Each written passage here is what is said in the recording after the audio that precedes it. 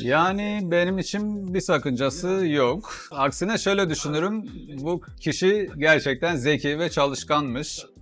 Bunu bir kompleks haline getirmem. Tabii onun da bundan dolayı bir ego sahibi olmaması lazım. Yani aramızdaki anlayış asla bozulmamalı.